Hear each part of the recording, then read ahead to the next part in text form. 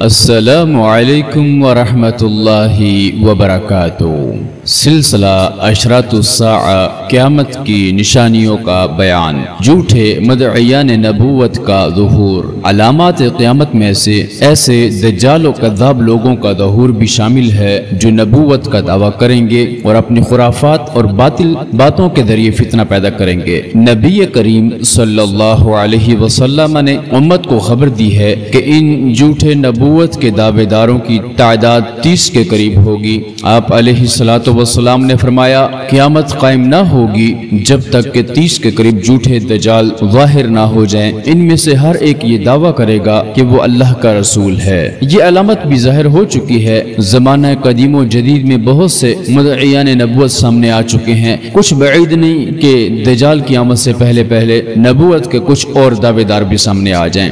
رسول اللہ صلی اللہ علیہ وسلم نے ایک روز خطبہ دیتے ہوئے ارشاد فرمایا، اللہ کی قسم قیامت قائم نہ ہوگی جب تک 30 جھوٹے دجال ظاہر نہ ہو جائیں۔ اس سلسلے کی آخری کڑی مسیح دجال ہوگا۔ حضرت صوبان روایت کرتے ہیں کہ نبی کریم صلی اللہ علیہ وسلم نے فرمایا قیامت اس وقت تک قائم نہیں ہوگی جب تک میری امت کے کچھ قبائل دوبارہ مشرکین سے نہ مل جائیں اور وہ بتوں کی پوجا نہ کر لیں۔ میری امت میں 30 جھوٹے ظاہر ہوں گے، ان میں سے ہر ایک گمان کرے گا وہ نبی ہے، حالانکہ میں خاتم النبیین ہوں، میرے بعد کوئی نبی نہیں۔ اسی طرح ایک اور حدیث میں نبی کریم صلی اللہ علیہ وسلم نے 27 مدعیان نبوت کے ظہور کی خبر دی ہے۔ ان میں سے 4 خواتین ہوں گی، ان میں سے ہر ایک دعویٰ کرے گی کہ وہ رسول ہے۔ سیدنا حذیفہ بیان کرتے ہیں کہ نبی کریم صلی اللہ علیہ وسلم نے فرمایا میری امت میں 27 جھوٹے دجال مدعیان نبوت پیدا ہوں گے، ان میں سے 4 عورتیں بھی ہوں گی، میں خاتم النبیین ہوں، میرے بعد کوئی نبی نہیں۔ ان لوگوں کی بڑی تعداد ماضی میں ظاہر ہو چکی ہے۔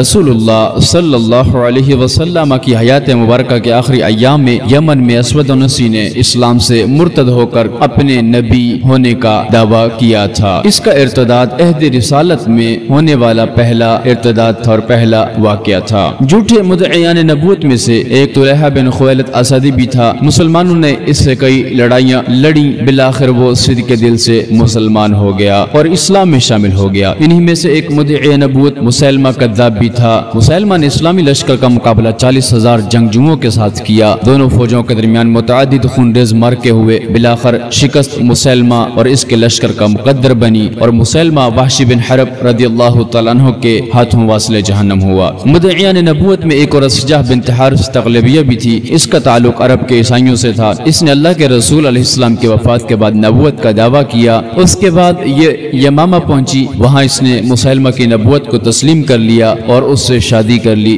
جب مسلمہ جہنم واصل ہو گیا تو یہ واپس اپنی قوم میں آئی، پھر مسلمان ہو گئی اور اسلام پر خوب جمی رہی اور پھر بصرہ منتقل ہو گئی اور وفات پائی۔ عہد تابعین اور اس کے بعد زمانے میں نبوت کے جھوٹے دعوے دار منظر عام پر آئے۔ ان میں ایک نام مختار بن عبید ثقفی کا ہے۔ اس نے اعلان نبوت سے پہلے ایک خاص مذہب کا لبادہ اوڑا جن کی تعداد آج بھی شر میں آگے ہے، اور کہتا تھا مجھ پر جبرائیل وحی لے کر نازل ہوتا ہے۔ اس کے اور مصعب بن زبیر کے لشکروں کے درمیان متعدد جنگیں ہوئیں جن میں یہ مارا گیا۔ انہی میں سے ایک دجال حارث بن سعید کذاب بھی ہے۔ یہ دمشق میں ایک عابد زاہد شخص کی حیثیت سے معروف ہوا اور پھر اس نے نبوت کا دعویٰ کیا۔ جب خلیفہ عبد الملک بن مروان تک اس کی خبر پہنچی اور انہوں نے اس کو بلوایا تو یہ چھپ گیا۔ اس کے بعد اس کو ایک خاص طریقے کے ساتھ قتل کر دیا گیا۔ عصر حاضر میں قریباً 1 صدی قبل ہندوستان میں ایک شخص ظاہر ہوا جس کا نام مرزا غلام احمد قادیانی تھا۔ اس نے بھی نبوت کا دعویٰ کیا اور کہنے لگا کہ آسمان پر مجھ سے وحی نازل ہوتی ہے، لیکن اللہ رب العالمین کے غضب کا کوڑا اس پر بھی برسا